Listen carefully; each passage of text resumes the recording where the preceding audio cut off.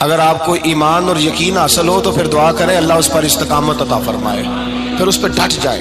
نبی پاک صلی اللہ علیہ وسلم نے فرمایا میں اس بات کا خوف نہیں کرتا کہ میری امت کمزور ہو جائے گی، اس بات کا ڈر نہیں کہ پیسے ختم ہو جائیں گے، نہ یہ خوف ہے کہ بھوکی مرے گی۔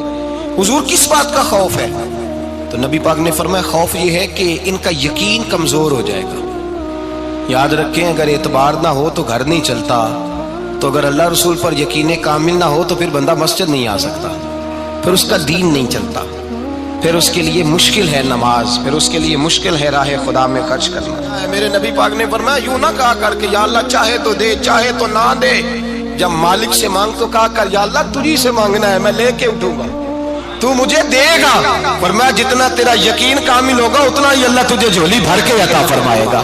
کمزور سا مسلمان، لڑکھڑاتا سا مسلمان دیکھتا ہوں کرتا ہوں، اور یہ بھی نہ دیکھا کریں بھائی ایمان یقین کو استقامت کے درجے پہ لیں، یہ نہ دیکھا کریں کہ وہ کیسے دے گا، وہ کسی وسیلے کا محتاج نہیں ہے، وسیلے کو پسند کرتا ہے، پر وسیلے کا محتاج وہ بغیر وسیلے کے بھی دے دیتا ہے۔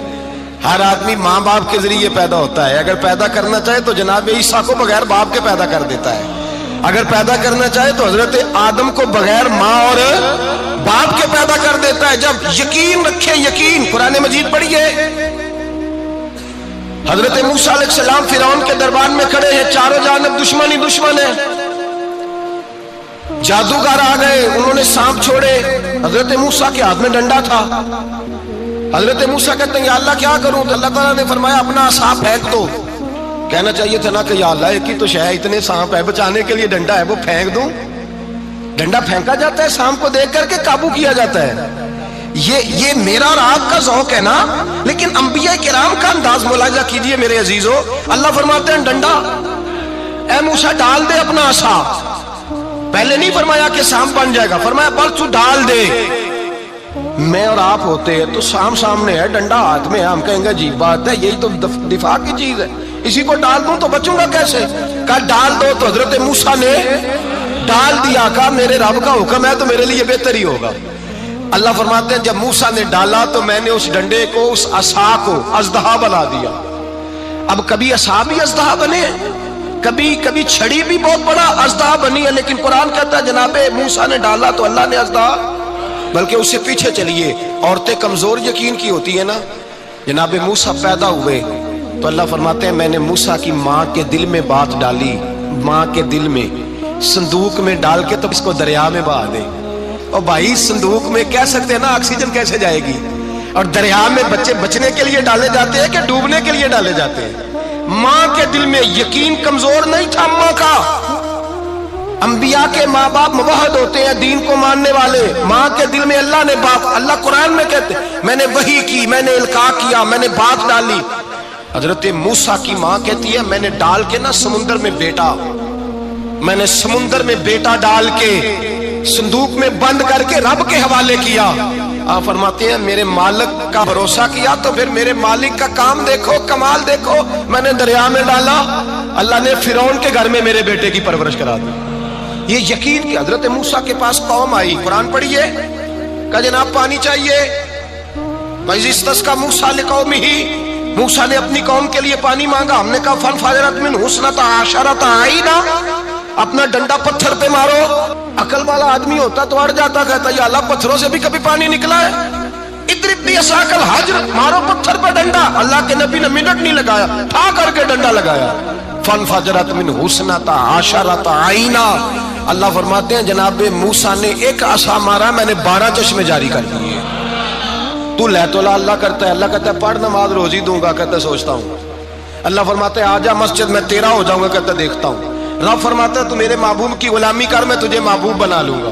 تو کہتا ہے تھوڑا بڑا ہو کے داڑھی رکھنی ہے، ابھی سیانا ہو کے، میں ذرا سرٹیفکیٹ لے لوں اسرائیل سے کہ کتنے سالوں کے بعد آئیں گے، پھر شروع کروں گا۔ پروگرام بنا رہا ہے، ابھی تو ارادے میں ہے اللہ کے پیغمبر کا ڈنڈا، اور اس سے زیادہ آگے بات ہو گئی، پیچھے فوج لگی ہوئی ہے فرعون کی، مجمع ہے، ہزاروں لاکھوں کا لشکر لے کے، تلواریں نیزے، فرعون پیچھے، آگے دریا آ گیا۔ حضرت موسیٰ علیہ السلام کھڑے ہیں، اب کدھر جائیں؟ اللہ پاک نے فرمایا مارو ڈنڈا۔ کہاں؟ پانی پہ ڈنڈا مارو۔ اب حضرت موسیٰ علیہ السلام پانی پہ ڈنڈا مارے تو پانی ابلے گا، اس سے زیادہ کیا ہوگا؟ پہلے پتھر پہ ڈنڈا مروایا تو پانی نکلا، اب پانی پہ ڈنڈا مروایا فائز فرقنا بکم البحر فانجیناکم واغرقنا آل فرعون۔ اللہ فرماتے ہیں موسیٰ نے پانی پہ ڈنڈا مارا تو میں نے پانی میں رستے بنا دیے۔ ایک جگہ ڈنڈا مارا تو پانی نکل آیا، دوسری جگہ عصا مارا تو پانی خشک ہو گیا، 12 چشمے بن گئے، 12 رستے بن گئے دریا میں سے۔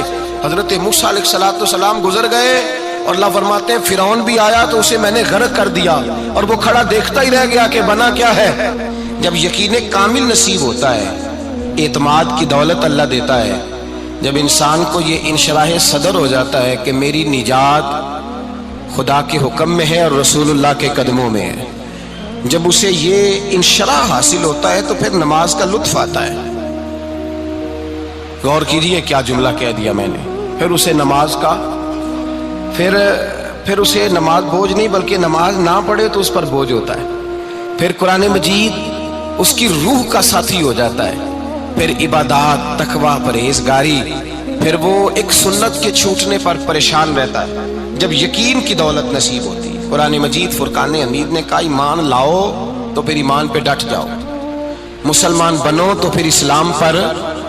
پھر یہ جو کمزوری ہے نا، یہ دیکھتے ہیں، کرتے ہیں، چلتے ہیں، ابھی کل ابھی پرسوں بہانے ہیلے، ابھی میں نماز شروع کرتا ہوں دیکھتا ہوں لا الہ الا اللہ محمد الرسول اللہ صلی اللہ علیہ، جب کسی نے کلمہ پڑھا تو اس پر پورا دین ضروری ہے، پورا۔ اب وہ یہ نہیں کہہ سکتا کہ تھوڑا تھوڑا کر کے آؤں گا۔ یقین کی دولت نعمت ہے۔ اللہ پاک قرآن مجید میں فرماتے ہیں ان الذین قالوا ربنا اللہ ثم استقاموا، جنہوں نے کہا کہ اللہ ہمارا رب ہے اور پھر وہ اس پر ڈٹ گئے، پھر اس پر وہ کہا تو ڈٹ گئے، کھڑے ہو گئے، نہیں اللہ ہی رب ہے، اللہ ہی دینے والا، اللہ ہی مالک، اللہ ہی ہمارا رازق ہے، رب ہی ہمارا سب کچھ۔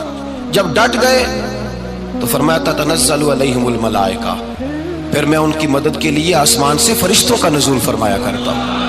فرشتے کیا کہتے ہیں؟ اللہ تخافوا ولا تحزنوا، غم نہ کرنا، خوف نہ کھانا، وابشروا بالجنۃ التی کنتم توعدون، ہم تو تمہیں اللہ تبارک و تعالیٰ کی اس جنت کی خوشخبری دینے آئے ہیں جس کا رب نے تمہارے ساتھ وعدہ کیا ہوا ہے۔